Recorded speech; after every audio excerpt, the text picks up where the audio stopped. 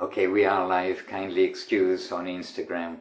We had a little hiccup with the Facebook. All right, we are live. We're on Facebook, we're on Instagram, and of course it's recorded. So many of you who will be watching probably are going to see the recorded version. But the message is one, whether live or recorded. That is, we want to share the secrets. Why secrets? Because they're not widely known. They're hidden from the general public's consciousness. The secrets of joy, the secrets of life, the secrets of how to get what everyone is looking for. Anandam, happiness, satisfaction, internal nourishment on an everlasting, I know it sounds impossible, but on an everlasting scale. Means we don't want something temporary, we're not trying to achieve something temporary. The body is temporary, but the person in the body is eternal. This is the basic teaching of every religion, every yoga is saying that you're not your body, you're the person living in the body. Look after that person, try to understand who you are, and not to give so much attention for the body. Healthy body, a healthy mind in a healthy body. No doubt we should maintain the vehicle, but the vehicle is a vehicle. The person is the important part, the person in the vehicle, and that is you.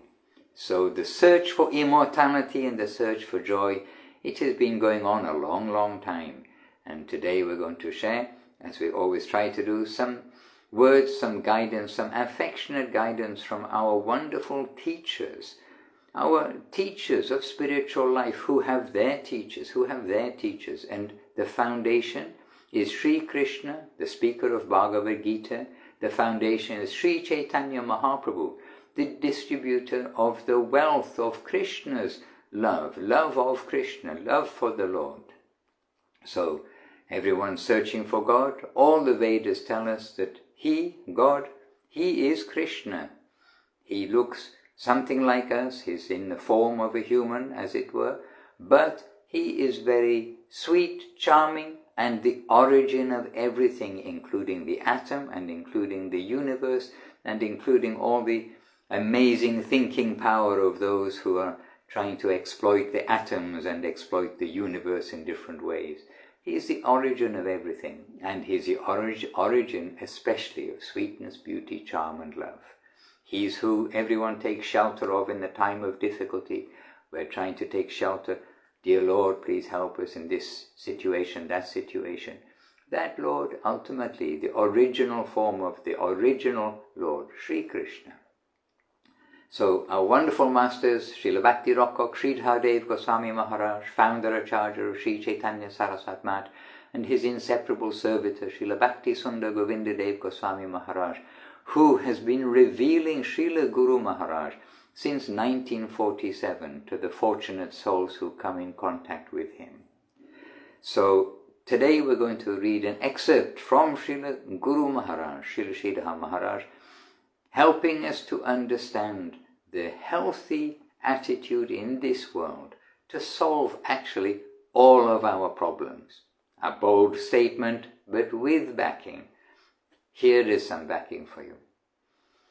So, in general, we have the idea of heaven, which is like perfect enjoyment, and hell, which you can say perfect suffering.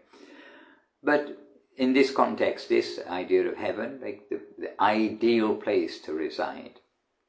So, Srila Guru Maharaj, Srila Bhakti Rockok, Sridhar Dev Goswami Maharaj, Ki Jai, these words. In heaven, all is harmonized and controlled by God. I am here, and so one will feel, I am here, I am His, with a capital H. I belong to Him, everything for Himself. So as long as I live in that atmosphere, then everything for Sri Hari, which means in the Sanskrit and in the Bengali, Hari means God, and Sri, glorious God. So everything is for Sri Hari. When we're thinking like this, then I am safe. But when I deviate from that consciousness, separating interest from the common interest of God, then I shall have to come into this world of action and reaction. No one else is responsible for our displeasures. The environment is not responsible. You have acquired that. And any calculated plan to protect yourself against reactions of your own doing is also an implication involving more reaction.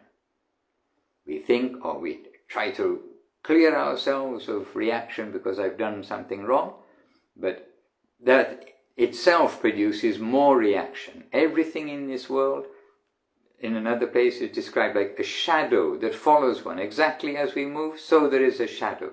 So our karma is following exactly along with us.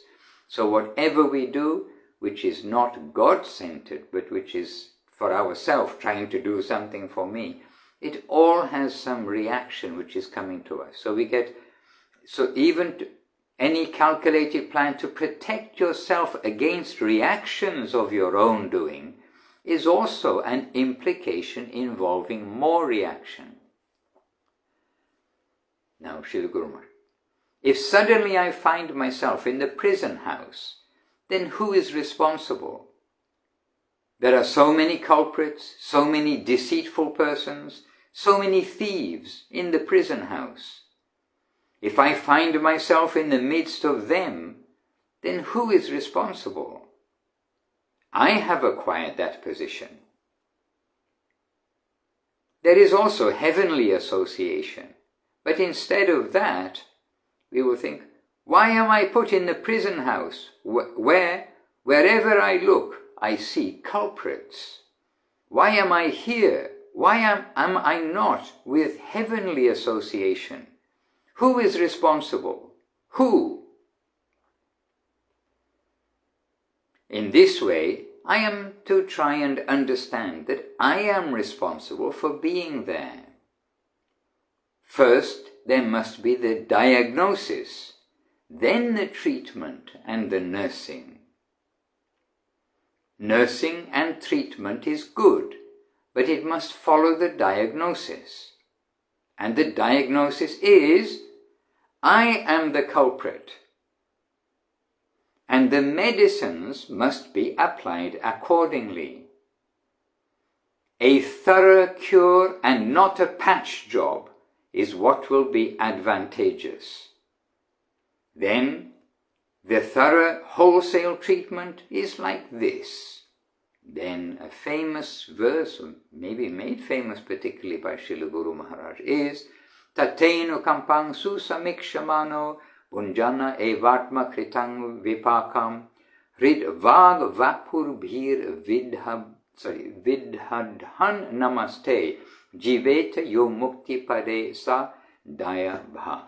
And Guru Maharaj is quoting from Srimad Bhagavatam, the ripened fruit of all of the Vedas. Srimad Bhagavatam presented by Veda Vyas, who compiled the whole Veda, and he is given the purpose of the Veda, the fruit of the Veda, the purpose. Here Srila Guru Maharaj now is, after quoting the verse, is saying, this is the magical cure for fault finding. Srimad Bhagavatam recommends the system of a magical cure. And this is the diagnosis proper. Preaching must be on the basis of this truth. Otherwise, all is haphazard. The Srimad Bhagavatam's preaching is like this: deep penetration to the root cause of the disease.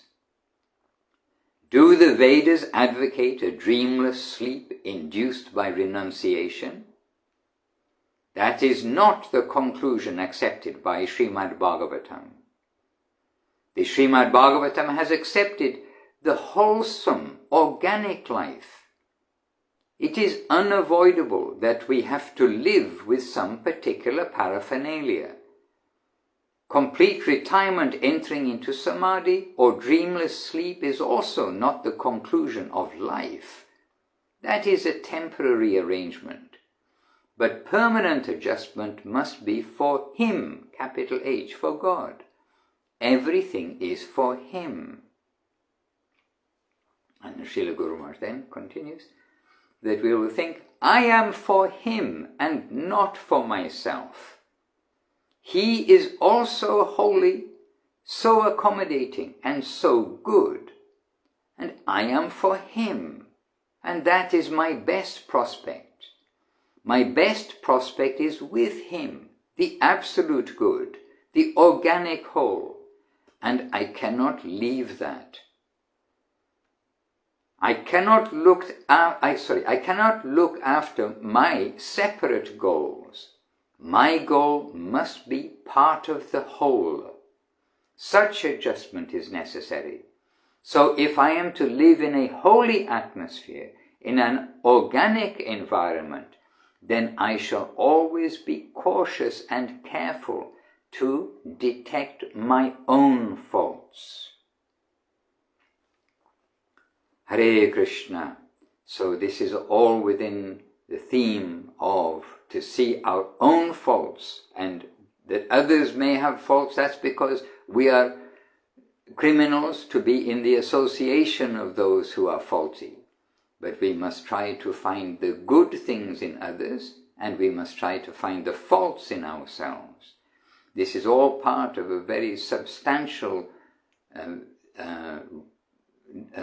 treatment, the substantial treatment being that we don't see faults in others. The very beginning of this article, by the way, which was pointed out by Jivana Devidasi in the Back to Basics just an hour and a bit ago, the very beginning of this article by Srila Guru Maharaj is, ill-fated are those who are very eager to find fault in others and do not have any time to find fault in themselves. So, the upper world, it is our home. It's the place of sweetness and beauty, everything. But we cannot go there if we ourselves are always trying to look at fault for others and think that, oh, we are so perfect. That thinking that we are perfect and we can judge others and we look at the fault of others, that is not going to be a harmonious contributing nature for the upper world, for heaven in this case, as Guru Maharaj is saying. Heaven means the ideal which is in everyone's mind will be that everyone will go on harmoniously with others and not to look at any difficulties, in others or anything which is apparently wrong in others. And this is like many things of this world. We have to show ourselves willing first.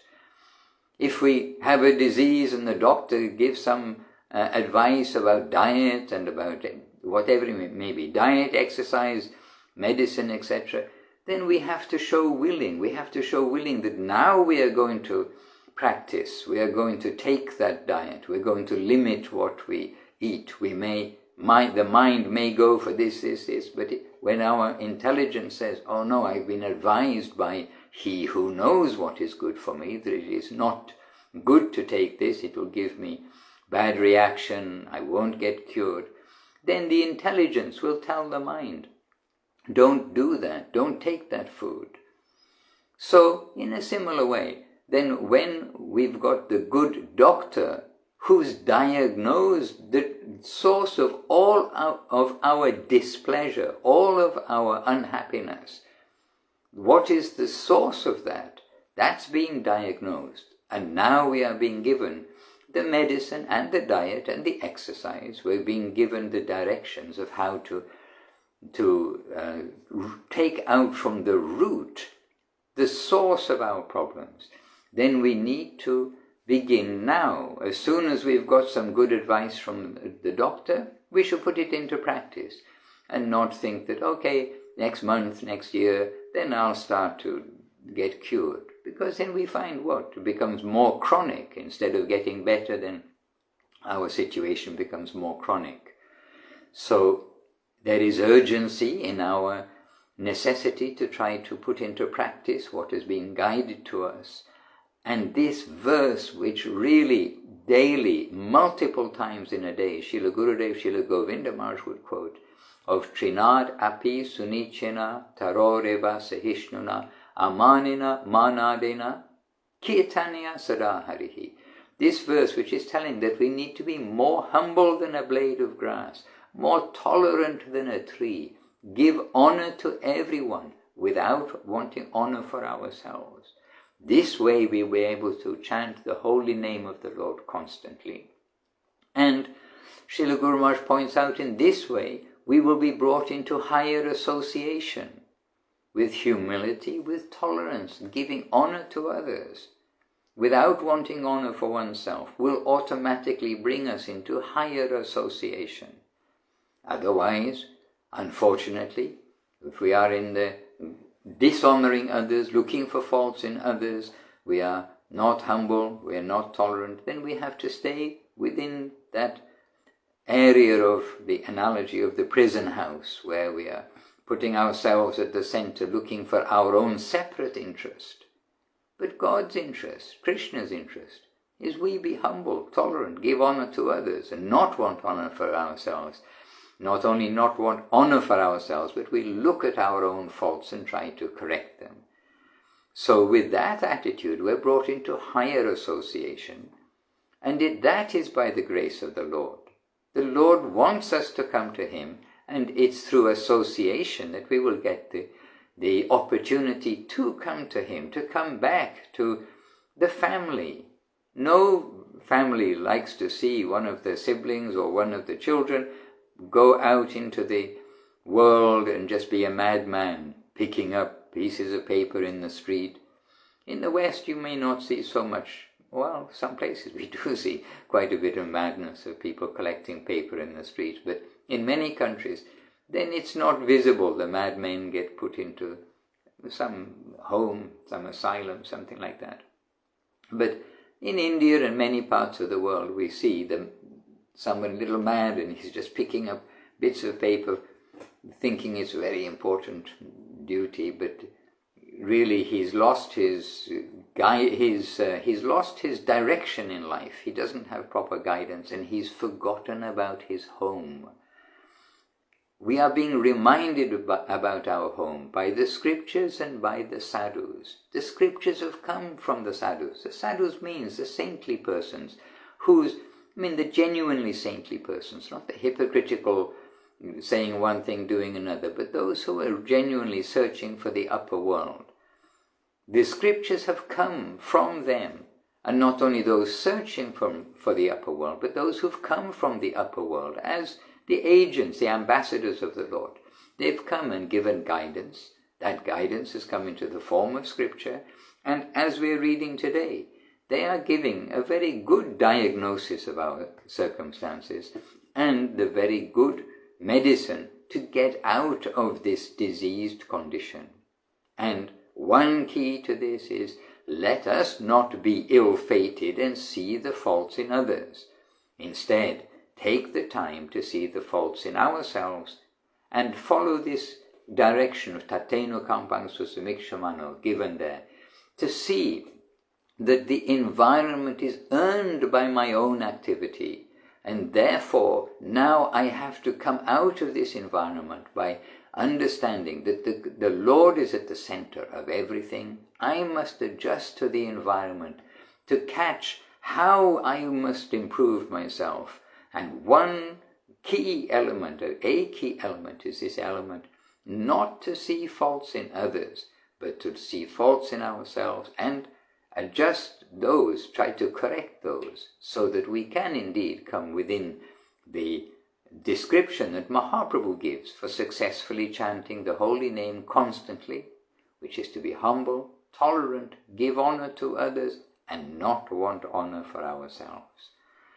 So God is at the center, Krishna is at the center, He's all attractive, all sweet, all wonderful. He's the goal of everyone's prayers, the prayer for joy and immortality, ultimately.